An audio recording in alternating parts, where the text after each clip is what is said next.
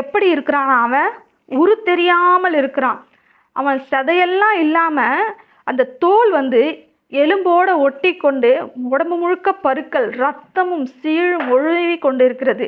இந்த நிலைமை யாருக்குமே வரக்கூடாது அப்படின்னு நம்ம நினைப்போம் இல்லையா? நிச்சயமா இன்றைக்கும் யாருக்கும் யோபுவுக்கு வந்தது போல ஒரு வியாதி வரவே கூடாது. கர்த்தர் ஆனா அந்த அளவுக்கு அவனை வாதிக்க அனுமதித்தார். ஏனென்றால் அவனுடைய நீதியை விளங்க வைப்பதற்காக, அவனுடைய நீதியை இந்த உலகம் தெரிந்து கொள்வதற்காக அவனை அந்த வழிகளிலே அவனை அனுமதித்தார். அவனுடைய ஃப்ரெண்ட்ஸ் அவனை பார்த்து உரு தெரியாமல் அவனை உட்கார்ந்துருக்கதை பார்த்த உடனே அவங்களுக்கு மனசு தாங்கலை. தலையில மண்ணை வாரி தூற்றி கொண்டு அவன் பக்கத்துல உட்கார்ந்து அழுதுகிட்டு இருக்காங்க. எத்தனை நாள் அழுதாங்க? 7 நாள் இரவும் பகலும் அவனோடு கூட உட்கார்ந்து அழுகுறாங்க. 13ஆம் வசனம், அவன் துக்கம் மகா கொடிய துக்கம் என்று கண்டு ஒருவரும் அவனோடு ஒரு வார்த்தை